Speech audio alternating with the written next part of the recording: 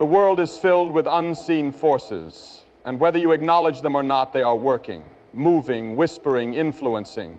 There are things that you have invited into your home, into your life, without realizing what they bring with them. Objects, symbols, trinkets, and habits that seem innocent, even beautiful, but carry something dark, something sinister. Many people go about their days unaware that the struggles they face, the heaviness in their hearts, the turmoil in their homes, may not be just a matter of bad luck or coincidence. No, my friends, the spiritual realm is real, and there are things in your possession right now that may be opening doors you never meant to open. There are those who laugh at such things, who say that objects are just objects, that symbols are just art, that rituals are just traditions. They scoff at the idea that a thing can carry a presence, an influence. But if that were true, why do some items make the hair on the back of your neck stand up? Why do certain rooms feel heavy, oppressive, as if unseen eyes are watching? Why do nightmares plague those who once felt at peace? And why does confusion, division, and despair settle in homes that once knew love? My friends, these things do not happen by accident. There are doorways to darkness, and many do not even realize they have left them wide open. The enemy is cunning. He does not always come with horns and fire, with obvious destruction in his wake. Sometimes he comes wrapped in beauty, in curiosity, in nostalgia. He disguises himself in things that seem harmless, in objects that promise knowledge, power, or connection to the past.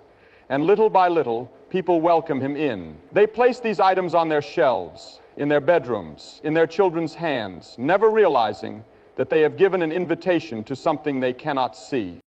Some of you know exactly what I mean. You've felt it, you've seen the change in your home, in your relationships, in your own spirit. You've felt the weight of oppression, the unexplained fear, the unshakable anxiety that you cannot explain.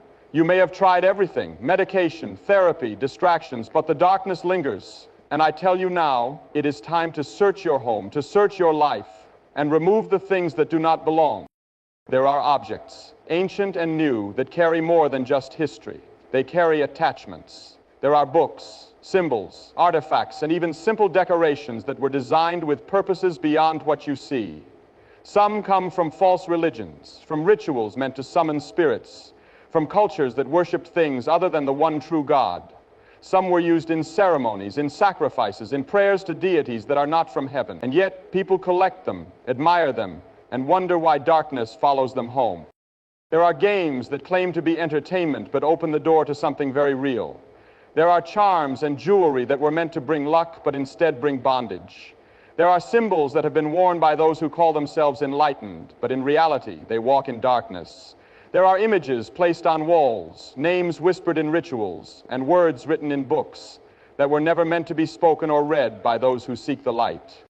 Some will say, it's just culture, it's just history, it's just a decoration. But the spirit world does not recognize your indifference. It does not care whether you believe in it or not. If a door has been opened, it will enter. If a space has been made for it, it will come. And once it has settled in, it will not leave easily. Look at the turmoil in your home. Look at the restless sleep, the constant anxiety, the confusion that never seems to fade. Some of you have fought battles that never should have been yours to fight. Some of you have lived under oppression that was never meant for you.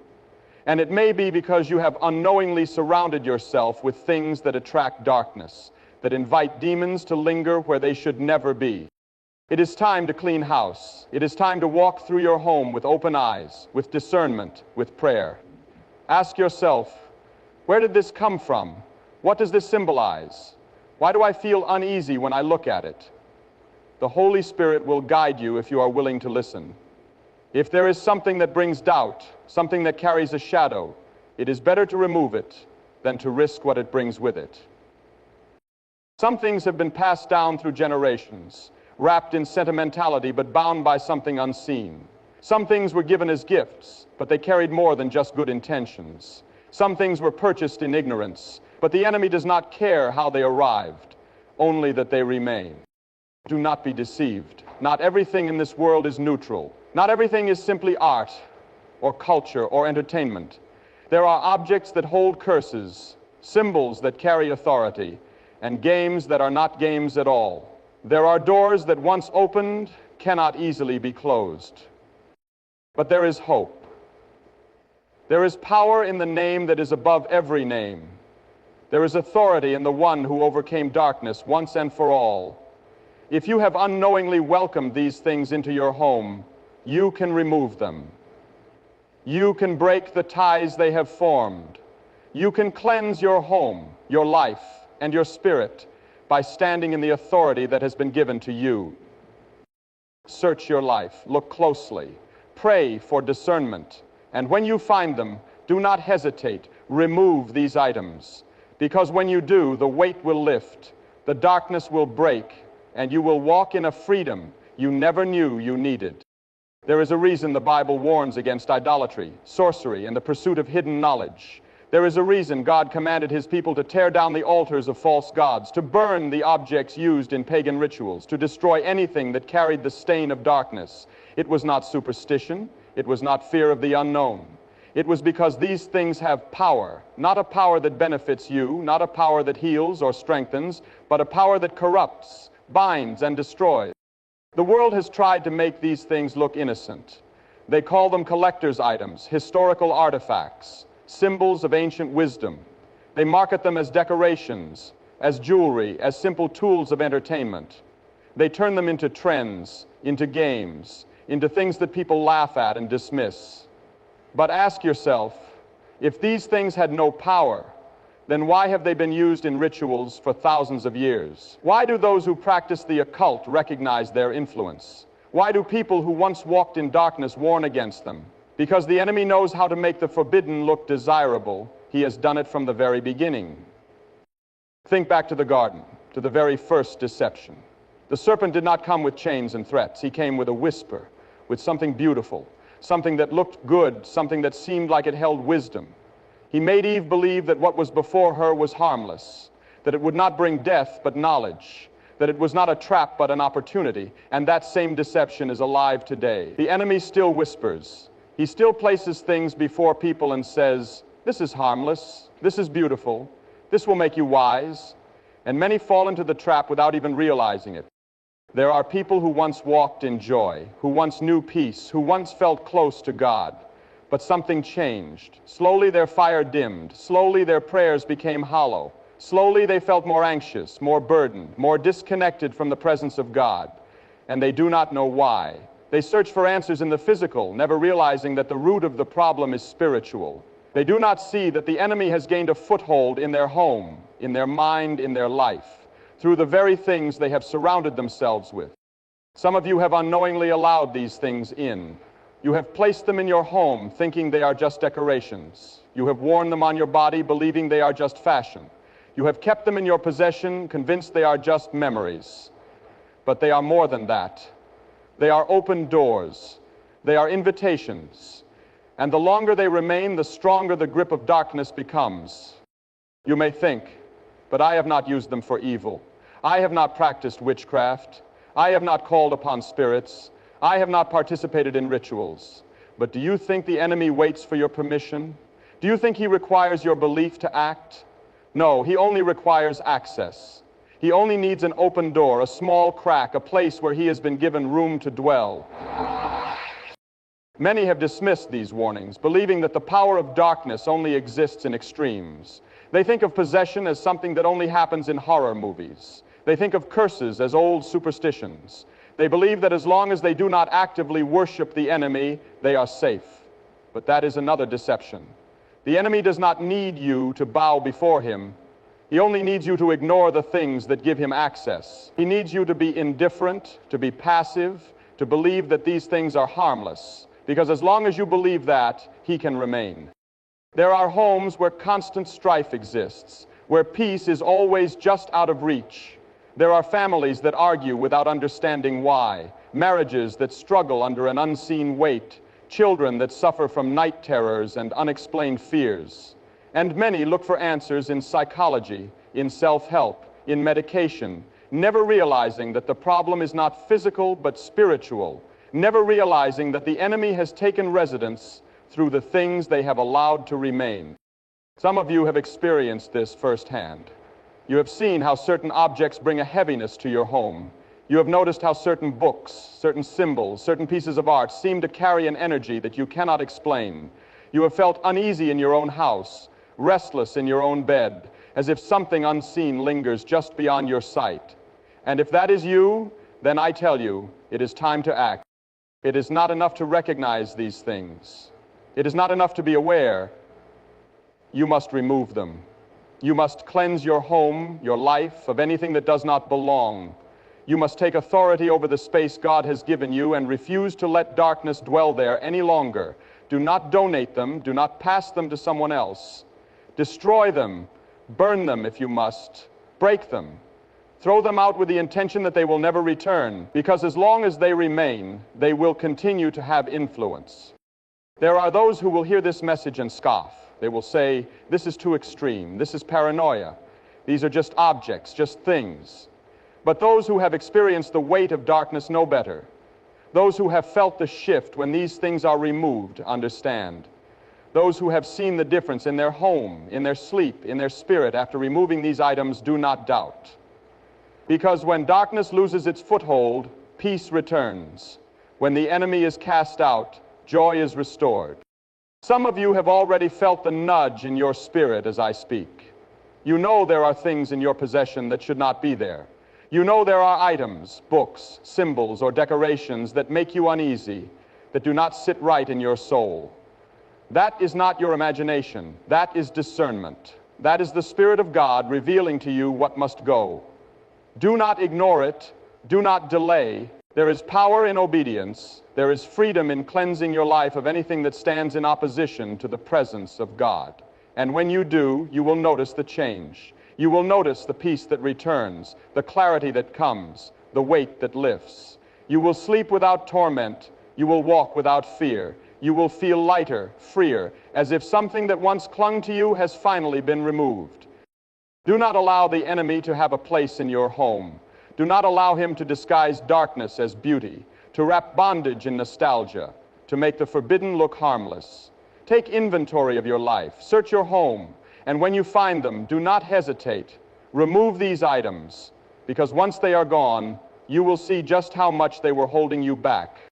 There is no denying the power of the spiritual world, and whether we like to admit it or not, the influence of unseen forces can deeply affect our daily lives.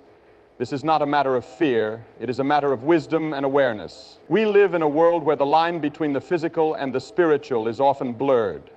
And too many people walk through their homes, through their lives, unaware that the very items they hold dear may be providing access to things that should never have been allowed in. The struggle for peace, for joy, for the presence of God is a real one. For many, it is a constant battle against invisible forces that seem determined to steal everything good from them. They wake up to anxiety. They face each day with burdens that seem heavier than they can bear. They struggle with relationships, with fear, with confusion, and they do not know why. What they don't realize is that sometimes the struggle is not simply in their hearts or in their circumstances. It is in their surroundings, in their possessions, in the very things they have allowed to take root in their homes. The truth is, there are forces at work in this world that are far more powerful than any of us can fully comprehend. These forces are not neutral. They do not simply coexist with us in harmony. They are actively seeking to destroy, to deceive, and to bring down those who belong to the light. They want to weaken us, to distract us, and to pull us away from the peace and joy that God has intended for our lives. And they do not do this in obvious ways. They do it through subtle means, through the things that seem harmless, through the objects and symbols that we invite into our homes without even thinking twice. Some of you may think, I have never invited darkness into my life. I have never sought after evil, and I have certainly never practiced witchcraft or the occult. But that is exactly the trap, the deception that the enemy loves to play on. He does not always come to you in the way you expect. He does not always appear as a shadowy figure or a menacing presence. Often he comes disguised as something good, as something familiar, as something that promises to bring you joy or comfort. And before you know it, you find yourself surrounded by things that have opened a door to something far darker than you could have imagined. There is a saying that goes, the devil is in the details. And it is true. The enemy knows that it is the small things that can add up over time, the little things that go unnoticed but quietly take root and grow into something far more dangerous. The objects we collect, the images we surround ourselves with, the books we read, the things we watch, these are not just meaningless actions, they are choices. Choices that either invite the presence of God into our lives or open the door for the enemy to come in.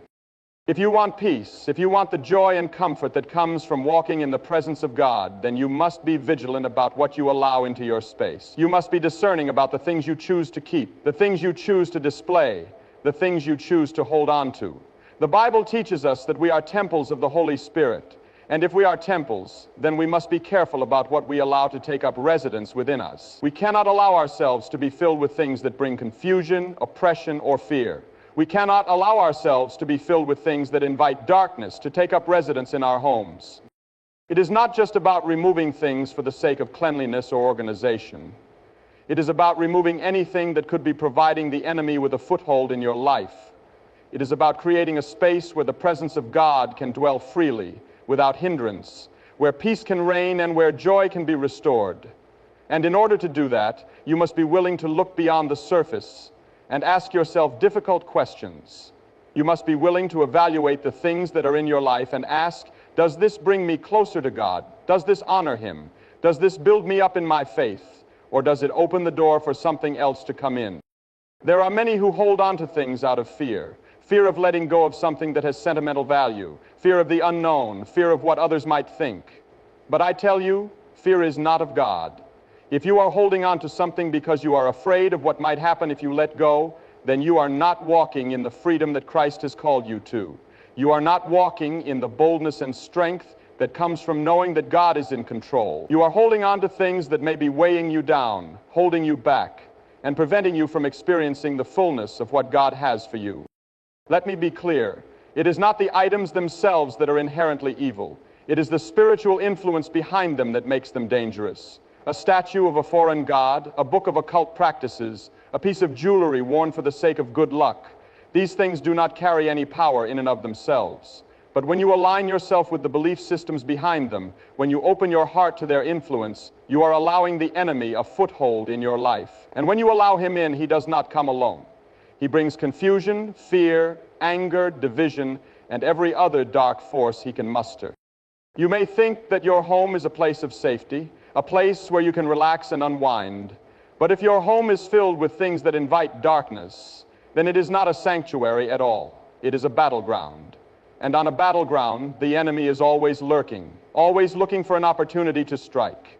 The longer you allow these things to remain in your life, the stronger his influence will become. But when you take action, when you cleanse your home and remove the things that do not belong, you are standing firm in the authority that Christ has given you. You are reclaiming your space. You are making room for peace, for healing, for the presence of God. This is not just about physical items. It is also about the spiritual clutter that we sometimes accumulate. Resentment, unforgiveness, bitterness, fear, doubt. These things can just as easily provide the enemy with a foothold as any physical object. And while removing the items from your life is important, it is equally important to remove the spiritual clutter from your heart. You cannot expect to walk in the freedom of God if you are holding on to bitterness or resentment. You cannot expect to experience peace if you are living in fear or doubt. It is time to let go of anything that is weighing you down, whether physical or spiritual, and make room for the fullness of God's presence. This is a call to action. This is a call to take responsibility for the things that are in your life, to evaluate what you are allowing to take root, and to make the choice to remove anything that does not align with the will of God. It is not an easy choice. It is not always a comfortable choice, but it is a necessary choice if you want to live in the fullness of what God has for you. There is no room for compromise. There is no room for indifference. The time to act is now. Cleanse your space, cleanse your life, and make room for the peace, the joy, and the presence of God. The presence of darkness often begins subtly. It does not always come with flashing warnings or an immediate sense of dread. It seeps in quietly, unnoticed, through the things we allow into our lives, the objects we bring into our homes, the entertainment we consume, and the beliefs we unknowingly accept. The enemy has always worked through deception, disguising danger as something harmless, wrapping chains in gold so that they look like treasures instead of shackles. He understands human nature far too well. He knows that people do not always run toward evil directly, but they will reach for something that looks enticing, something that seems beautiful, something that appears to be wise. And that is where the trap is set.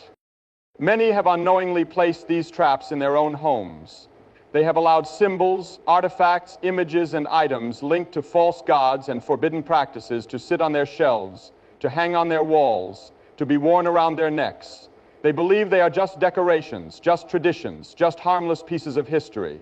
But what they do not realize is that these objects carry a spiritual weight. They are not merely physical. They have been used for purposes far older than they understand, for rituals and practices that invited spirits into the lives of those who wielded them. And these spirits do not simply go away because a new owner is unaware of their presence. There are items that have been cursed, whether intentionally through occult rituals or simply by being dedicated to purposes that oppose God. There are books that carry teachings designed to lead people away from truth, ideas that subtly introduce doubt, fear, and rebellion against God's word. There are statues, charms, and talismans that have been created not for beauty, but for power. The wrong kind of power, the kind that binds and deceives. There are movies, music, and symbols that seem innocent on the surface, but are filled with darkness, filled with invitations for spirits that should never be welcomed. Some have felt the effects of these things without understanding their source. They have struggled with unexplained fear, sudden waves of depression, nights of tormenting dreams. They have felt heaviness in their homes, tension in their relationships, a strange unease that lingers but cannot be explained. And rather than recognizing the spiritual nature of these battles, they search for answers in the physical, blaming stress, exhaustion, or bad luck. But these things are not coincidences. They are not merely psychological. They are the result of doors that have been opened, of spiritual influences that have been allowed to settle where they should never have been. The enemy does not need your invitation. He only needs access. He only needs something in your home, in your life, that belongs to him. And once he has that foothold, he will use it. He will take advantage of the spiritual authority that you have surrendered by allowing these things to remain. And if left unchecked, his influence will grow. What once felt like a minor discomfort will deepen into something more destructive. The doubts will become stronger, the fears more overwhelming. The peace you once had will feel more distant. And if you do not act, if you do not take authority over your own home, you may one day wonder how you ever drifted so far from the light. But the good news is that the enemy does not have ultimate power. He is not stronger than the one who lives within you. He is not greater than the authority God has given his people. And when you recognize his tactics, when you stand in truth, when you refuse to allow even the smallest remnant of his influence to remain, he has no choice but to flee. There are testimonies of people who once lived under oppression without knowing why, who struggled with fear, anxiety, and depression for years, only to find that when they removed these items from their homes, everything changed. The nightmares stopped. The heaviness lifted.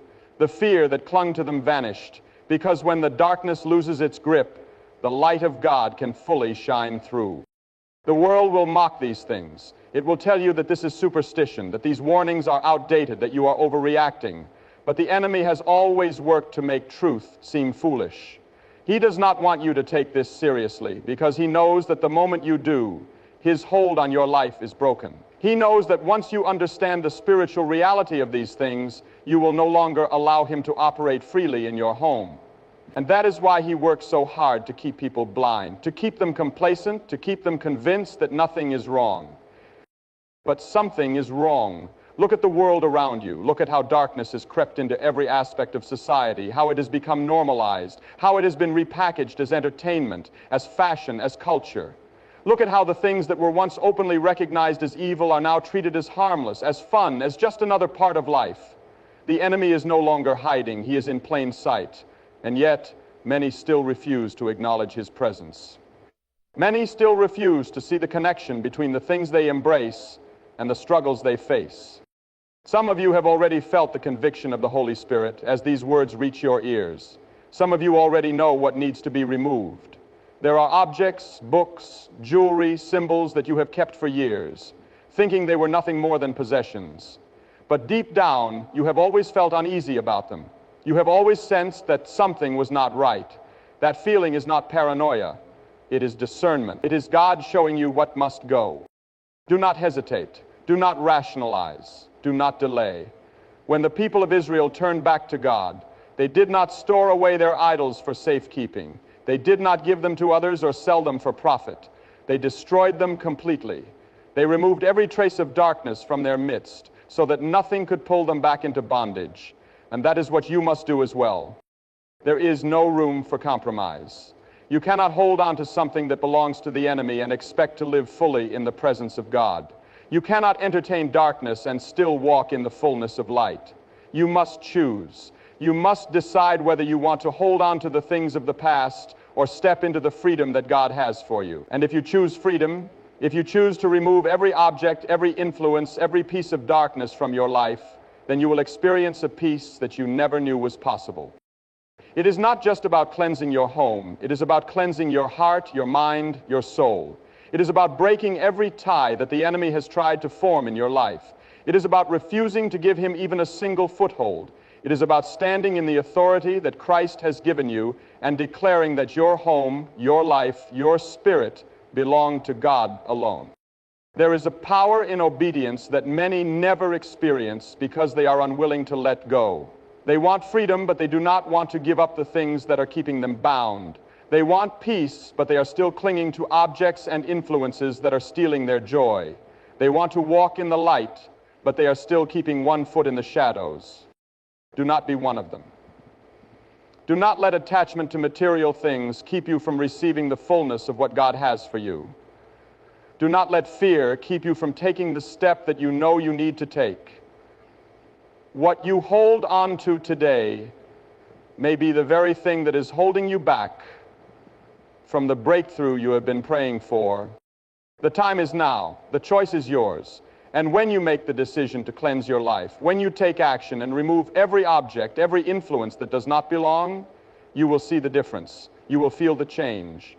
You will know that you have taken a step into freedom, into peace, into the presence of God in a way you never have before. And once you experience that, you will never want to go back. The time for hesitation is over. You have heard the truth, and now you must act. Darkness only lingers where it is allowed, and the enemy only holds power where he is given access. The objects, the symbols, the influences that invite him in must be cast out without delay. Do not allow fear, doubt, or attachment to keep you bound. You were made for freedom, for peace, for a life filled with the presence of God. When you cleanse your home, your heart, and your mind, you will experience a transformation that cannot be explained by human reasoning. The weight will lift, the confusion will clear, and the peace of God will fill the space that once belonged to the enemy. Choose this day whom you will serve. Stand firm, take authority, and walk boldly in the light, never allowing darkness to take hold again.